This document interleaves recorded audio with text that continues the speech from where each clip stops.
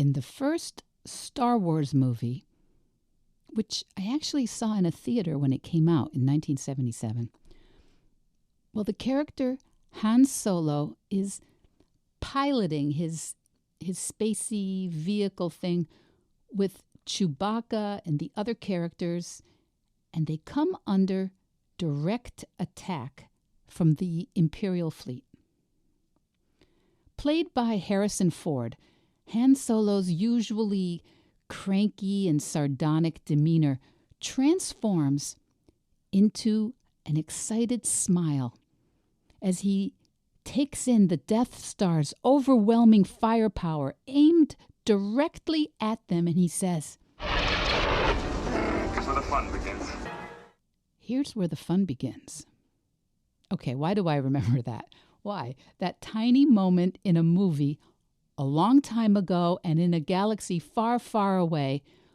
Well, like all the cool kids, Han Solo's cool factor comes from his ability to step out of the action for just a second, to step out of passive reaction and step into massive proactive action. And this is what he's trained for. When he's just flying around in that spacey vehicle thingy, he's just putting in his time, feeling kind of annoyed with everyone and sorry for himself. But in that instant, when everyone else around him is terrified, he steps into his power. What changes? He was always, brave and skilled spacey vehicle thingy pilot. What changes is his thought. His thoughts about who he is, what he can do, and how he can do it. And his thought is, here's where the fun begins. So, what about you? Kids screaming? Traffic snarled? Wi-Fi crashed? Angry sibling? Galactic empire on your tail? Hostile coworker? Unwelcome news? No hot water? Medical diagnosis? Time to channel your inner cool, your inner Han Solo, because here is where the fun begins. And if you're not there yet, remember, it's only one thought away.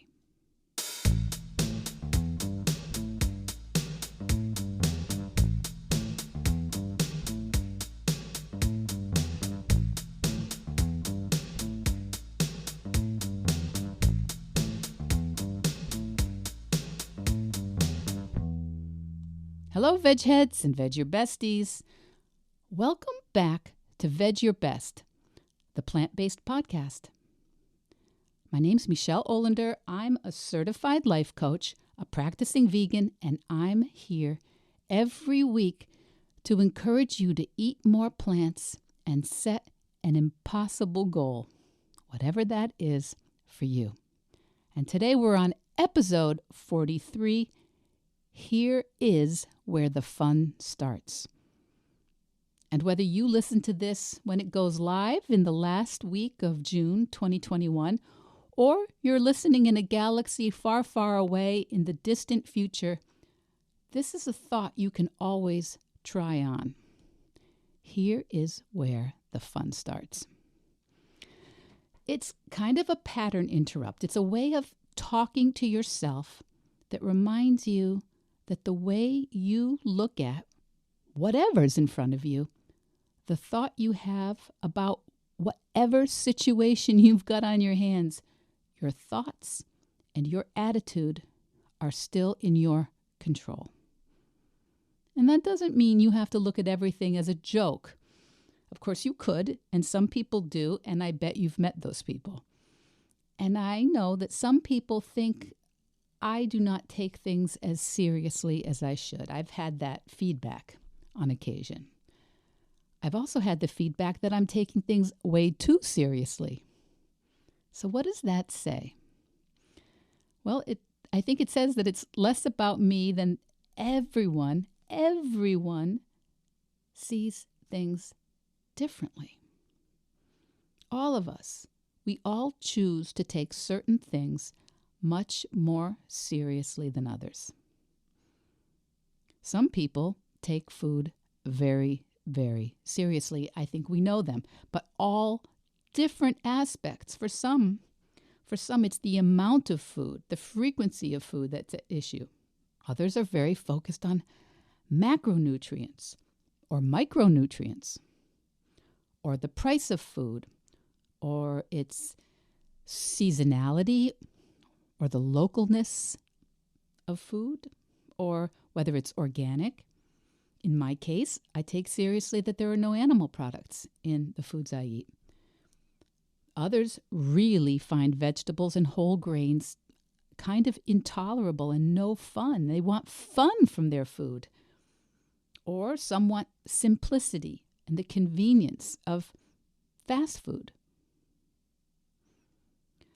Education is another area that people have a wide variety of opinions about what should be learned, how it should be taught, or that education in itself is overrated and about things that people never use, or that it's too expensive, or that it's not subsidized adequately, or that it's unevenly distributed.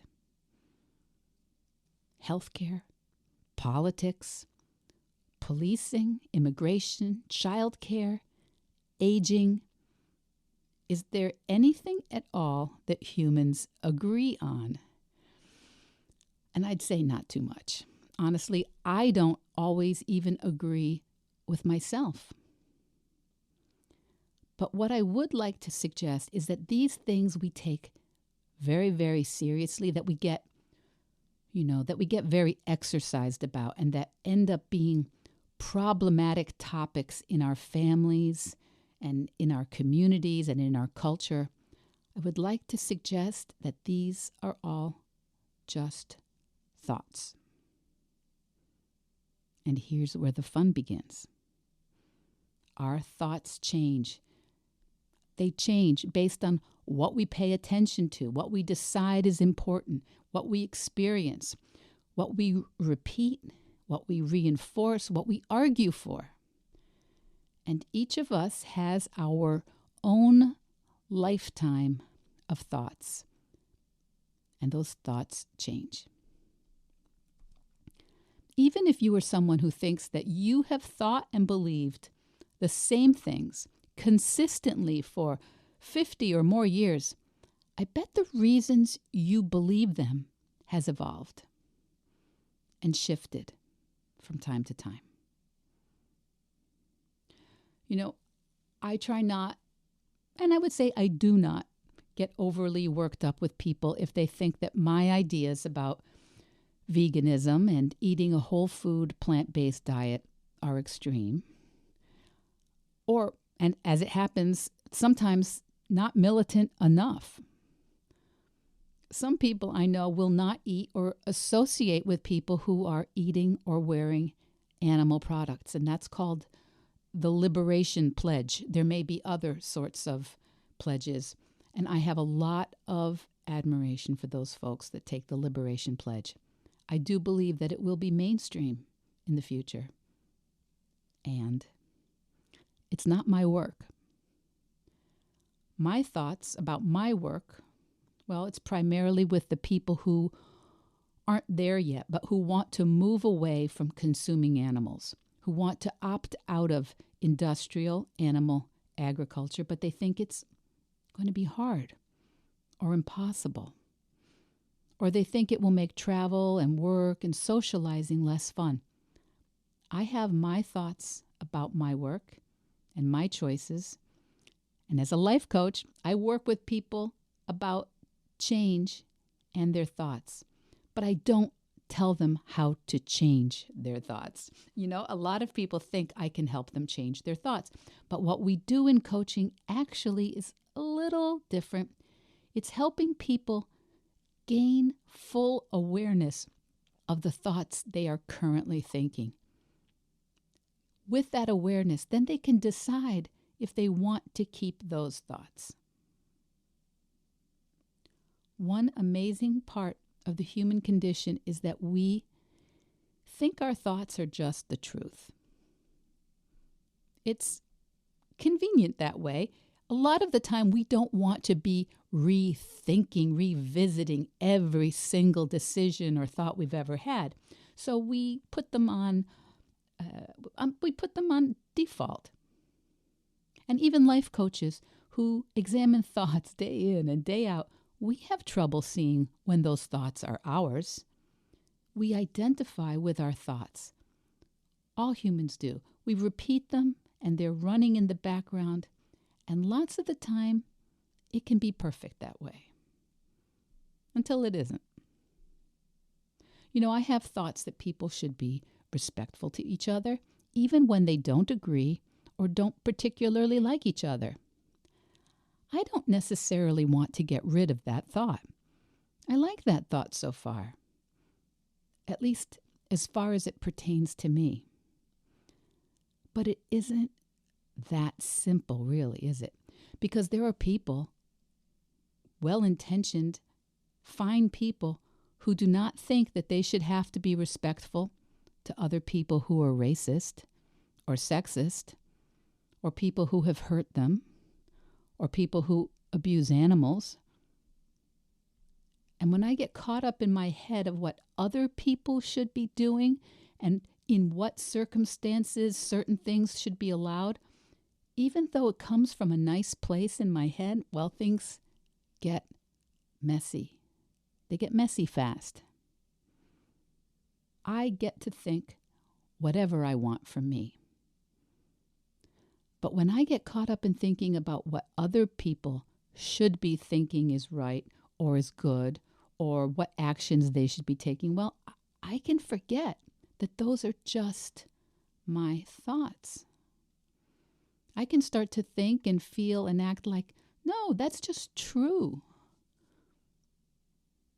True for everyone. But by keeping a little awareness that my thoughts are just not true for everyone else, I can step into my inner Han Solo when the galactic empire acts up from time to time and has me in its crosshairs. Okay, not Han Solo. Any of our cultural heroes, they do not waste time thinking, wow, those people shouldn't be like that, right? They don't think, oh, that situation, that illness, that legislation, that sibling, that virus, that thought leader shouldn't be doing that. That's not nice. That's not fair. That's not accurate. That's not just. That's not how it should be, right? They think about what's in their control. Remember last week? They control the controllables. They think about how they can be the person they want to be, rather than waste time and energy judging how others are thinking. We can think about the person we want to be, rather than waste time judging how others are being. You and I, all of us, we can move into action, and we can protect, and we can teach, and we can communicate, we can learn, we can listen, we can get involved, and we can be what we think others should be. And we can think, I don't like what I'm seeing. Here's where the fun begins.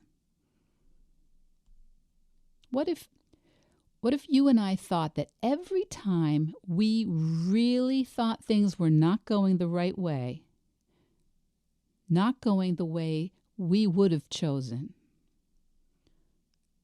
we thought that. Here's where the fun begins. It's a thought that can give us a little tiny bit of distance. It can remind us that we are the character in this hero's journey. Here's where the fun begins. It's a reminder that in the human experience, we always have the final control of what we decide to make our lives and our experiences mean. There are chapters in our lives. There are scenes in our lives. We don't get out of this human experience without some twists and turns, some attacks, and maybe some car chases and angry exchanges, broken hearts, careless words, actions that were based on incorrect or insufficient information. That's our journey. Coach Kara Lowenthal teaches a similar concept, and she calls it, this is the part where. This is the part where. It's a cognitive interrupt we can use when we are really getting sucked into an emotional experience and we're losing perspective. This is the part where. This is the part where I find out someone I loved doesn't love me. This is the part where I get a diagnosis from my doctor. This is the part where I learned that my child's life is going to be different than I thought it was going to be. This is the part where I choose a different path even though my family doesn't like it. This is the part where. It pulls you out of that moment into the understanding that this is a moment in your story, your hero's journey, in the epic adventure that is your life. You don't have control of what the galactic imperial fleet is sending after you. I don't have control over a lot of what's going to be coming my way. But I love the idea that we can choose to greet those problems when they show up with, here's where the fun begins. So before I finish up today, if you listened to last week's episode, you know that I committed in public right here to writing a book in 90 days. From my birthday, June 16th, to September 16th. Mid-September is the anniversary of this podcast. It will be 1 year since I started it, and I set the goal of a book. And, of course, I instantly regretted it. Regretted it the minute I uploaded the episode. What the heck was I thinking? But you know what? Here's where the fun begins. And a couple of you have messaged me privately that you are working on a 90-day goal along with me, which is so exciting. And if I was the catalyst that brought that up for you or got you to think that today's the day to commit to it, I am so, so pleased. And if you contact me and share your goal with me, it can be private or public, up to you. But if you share your goal with me, I'll support you with some coaching along the way. So you can email me at info@micheleolendercoaching.com or message me on Facebook or Instagram at Vedge Your Best, and the links are all in the show notes. So as a little update, for the first 2 weeks, my minimum baseline is to log into my Google document and write one sentence. And I know I'm not going to finish a book that way, but right now my goal is to establish the firm habit. So my baseline, my minimum baseline is log in and write one sentence every day. And even with that minimal baseline, I have written about 7,000 words. Yes, it's mostly in a kind of chaotic pre-writing form, bullet points, some ideas, but I have not written a lot every day, sometimes only a couple of sentences. And last night it was after 9 p.m.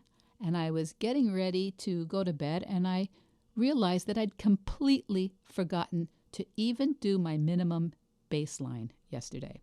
I had not even logged into the Google Doc or written one sentence. So last night, that is all I did. Log in, one sentence. One of my favorite coaches, who I've mentioned here on the podcast before, Elizabeth Salazar, says that the reason more people do not reach their goals is that they forget what their goals are. And that is so true. How many of us, me included, we've set a goal and then we just forget to show up and do it? So I'm thinking that going public in front of all of you will be a big reminder for me that my goal is a book by September 16, 2021. And yes, it will be about moving towards a vegan lifestyle, and I will give at least a short update in every episode. So, okay, whatever you've got facing you this week, I'm on your side. You're here and you've got this. Here's where the fun begins. Vedge Your Best podcast production, music, and editing by Charlie Weinshank. Thanks, Charlie. Before you go, it would mean so much to me and the Vedge Your Best team if you would hit subscribe, leave us a 5-star review, or share with someone you think might be interested. Something about algorithms, it helps bump us up a little in the rankings, and that's the best way to help others find the podcast and for us to find our audience. So, until next week, make it easy and veg your best.